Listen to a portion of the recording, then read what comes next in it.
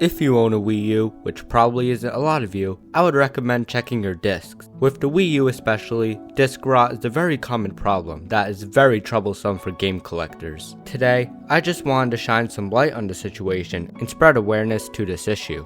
Disc rot is the gradual deterioration of optical discs like CDs, DVDs, or Blu-rays over time. This damage can occur due to chemical reactions, environmental factors, or manufacturing defects. As the disc deteriorates, it may become unreadable or have corrupted data. As of right now, video games as a whole don't see much disc rot. My disc collection on Wii and GameCube specifically have zero disc rot from over 10 years of ownership. And the games being on this planet for upwards of 20 years at this point, it's fairly uncommon, when treated correctly, for games to see disc rot. When you hear disc rot with video games, people are most likely talking about the Sega Saturn, which has a humongous issue of disc rot, mostly due to the manufacturing of the disc. But the Wii U has an issue with it too, which isn't really talked about that much. Disc rot on Wii U games doesn't look like huge blotches or chunks taken out of a disc like on the Sega Saturn. It looks more like tiny pinholes. The best way to see if you have disc rot is to shine a light on the bottom of your disc and check if any light shines through. If it does, you could possibly have disc rot.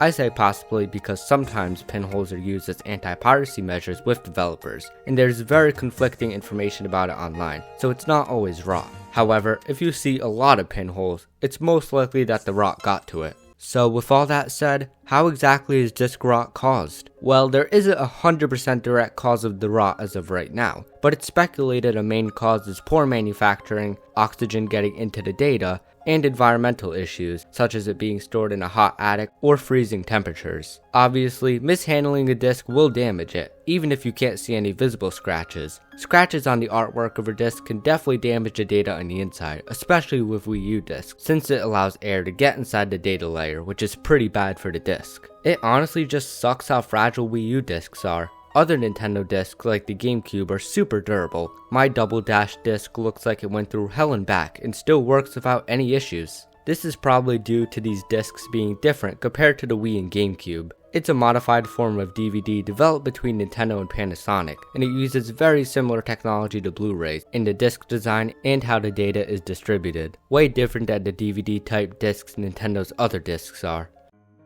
This may seem like all doom and gloom, like it can't be prevented, and while I don't think you could necessarily prevent it forever, you could definitely slow the process of it happening. DVDs especially are pieces of media that are very fragile but can hold a lot of space, which is probably why PlayStation and Xbox still use them. Once you are done handling a disc, take the disc out of your console, put it back in your case, and it goes right back on the shelf, which seems pretty obvious, but not a lot of people treat it with that much respect. These little DVD books, in my experience, have a chance of scratching or damaging your disc. I would honestly avoid using these. Also, do not use these spindles. For Wii U discs, these are a death sentence since the top of the disc's art can scratch off, leading to oxidation.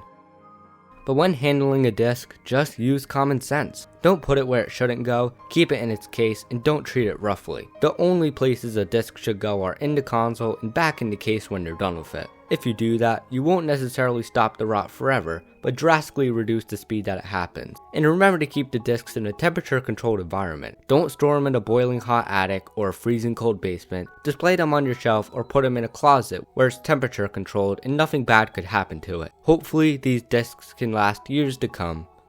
That about wraps up today's video. It's been a while since my last upload since I've been pretty busy this month. I hope to pick up the video output going into February as I have a lot of bangers planned. But thanks for watching, and remember to like and subscribe if you enjoy content like this. I'll see you in the next one. Peace.